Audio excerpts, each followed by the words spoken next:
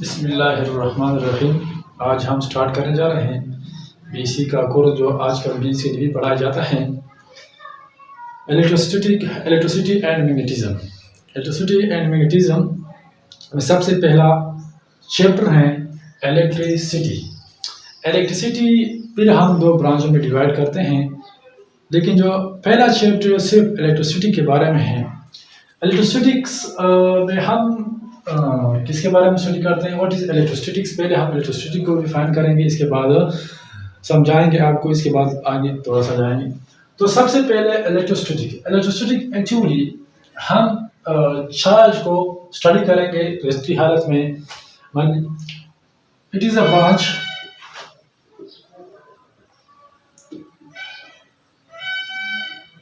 Branch of physics, मतलब electricity का means electricity which deal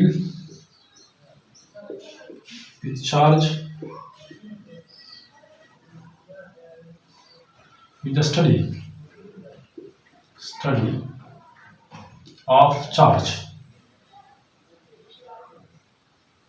at rest। Electrostatic के इस चैप्टर में हम चार्ज के बारे में स्टडी करते हैं, और चार्ज किस हालत में, रेस्ट की हालत में, जो कि नाम से जाहिर है। Electro means charge, static means at rest. Charge को हम रेस्ट की हालत में स्टडी करते हैं इस चैप्टर में। तो हमने चार्ज का जिक्र किया, व्हाट इज चार्ज। फिजिक्स के लैंग्वेज में हम चार्ज को किस तरह डिफाइन करेंगे। तो चार्ज एक्चुअली हम इसको कुछ इस तरह डिफाइन करते हैं, it is intrinsic property of matter which can attract or repel other body is called charge। यहाँ पे इंट्रिंसिक मतलब it is intrinsic property of matter which can attract या रिपेल अदर बॉडी या चार्ज। तो यहाँ पे हमने इंट्रिंसिक का जिक्र किया है। What is intrinsic. Intrinsic actually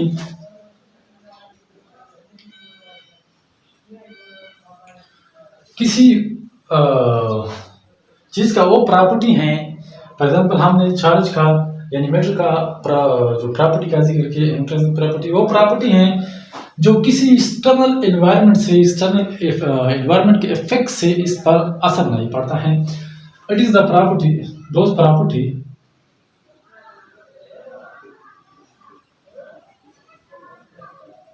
which cannot be affected by environment। environment means external force या कोई ग्रेविटेशनल फोर्स, इस पर कोई असर नहीं पड़ सकता है। इसकी वजह से, ग्रेविटेशनल फोर्स की वजह से या एक्सेलरेशन की वजह से या कोई एक्सटर्नल फोर्स की वजह से इस पर इसके प्रॉपर्टी में कोई चेंज नहीं आ जाता है। तो इसको हम इंट्रिंसिक प्रॉपर्टी कहते हैं। तो इसके बाद चार्ज का हमने जिक्र किया, लेकिन चार्ज किसी बॉडी पर किस तरह आ सकता है। तो इसके लिए दो एक्सपेरिमेंट दो एक्सपेरिमेंट किए, और इस एक्सपेरिमेंट की बुनियाद पर उन्होंने एक बॉडी पर चार्ज किस तरह आ सकता है इसका मतलब एक्सप्लेनेशन किया। तो उन्होंने जो सबसे पहले दो रॉड लिए, एक ग्लास रॉड था और दूसरा रबर रॉड था। तो उन्होंने जो ग्लास रॉड था वो सिल्क के कपड़े यानी रेशम के कपड़े के साथ रब कर दिया। जब उन्होंने ये ग्लास रॉड रब कर दिया रेशम के कपड़े के साथ, तो वो रॉड मतलब ग्लास रॉड जब उन्होंने छोटे छोटे कागज के टुकड़े करीब ले आकर आया तो वो अट्रैक्ट करते थे। वो छोटे छोटे टुकड़े मतलब लीफ वगैरह कागज के टुकड़ों को अट्रैक्ट करते। तो इसके बाद उन्होंने फिर एक और रॉड लिया, रबर रॉड। वो ऊनी कपड़े के साथ उन्होंने रब कर दिया। जब उन्होंने ऊनी कपड़े के साथ रब कर दिया तो जिस तरह ये यहाँ पर सिचुएशन था वहाँ पर भी था। उन्होंने इस तरह कागज के टुकड़ों को अट्रैक्ट करता था अपनी तरफ।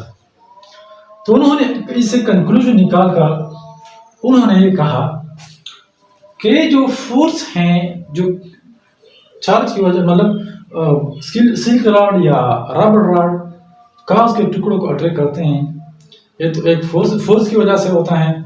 अब फोर्स यहाँ पे तो ग्रेविटेशन हो नहीं सकता क्योंकि ग्रेविटेशन इतना स्ट्रांग नहीं है कि वो छोटे टुकड़ों को मतलब अट्रैक्ट कर सकते हैं। तो उन्होंने कहा कि जो अट्रैक्शन फोर्स है ये चार्ज की वजह से होता है। तो उन्होंने कहा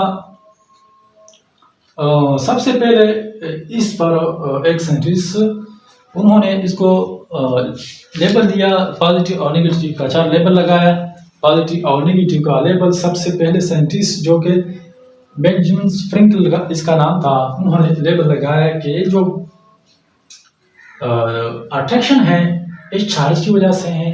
कौन से चार्ज को उन्होंने पॉजिटिव चार्ज और नेगेटिव चार्ज। तो ना उन्होंने पॉजिटिव नेगेटिव का चार्ज का लेबल लगाया, लेकिन उनको ये पता नहीं था कि जो फोर्स है वो कौन कौन से चार्ज के दरमियान अट्रैक्टिव होगा, कौन से चार्ज के दरमियान रिपल्सिव होगा। उन्होंने सबसे पहले 2 रॉड लिए, ग्लास रॉड,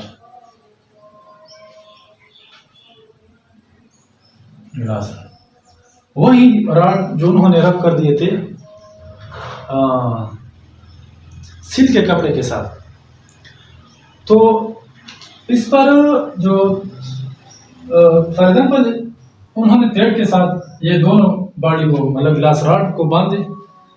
जो उन्होंने अपने करीब लेकर आते तो उनके दरमियान एक फोर्स था, इसको रिपल्सिव फोर्स था।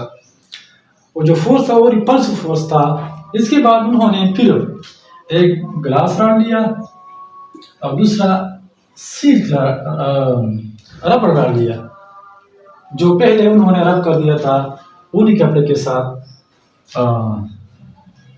रबर रॉड, और सिल्क रॉड जो उन्होंने सिल्वर के कपड़े के साथ रब कर दिया था। तो आपस में इसके दरमियान अट्रैक्शन फोर्स था। तो उन्होंने कहा कि जो फोर्स ऑफ रिपल्जन है वो सेम चार्ज की वजह से होता है। फॉर एग्जाम्पल यहाँ पे ग्लास रॉड पर दोनों पर पॉजिटिव चार्ज हैं तो इसकी वजह से वो रिपल्जन करता है। यहाँ पे जो ग्लास रॉड है इस पर पॉजिटिव है और रबर रॉड इस पर नेगेटिव चार्ज है। तो उन्होंने कहा कि जो चार्ज है वो डिफरेंट है, अपोजिट चार्ज है आपस में अट्रैक्ट करेगा। तो मसला हल हो गया कि मतलब चार्ज को किस तरह जो फोर्स है वो किस तरह होगा, अट्रैक्टिव होगा, रिपल्स होगा। तो ये मसला इसके हल हो गया। तो इसके बाद मतलब जो मेन वजह है चार्ज का जो किसी बॉडी पर आता है, तो मेन वजह ये है कि जब एक बॉडी को दूसरी बॉडी के साथ हम रब करते हैं तो एक से इलेक्ट्रॉन को ट्रांसफर हो जाता है दूसरी बॉडी को।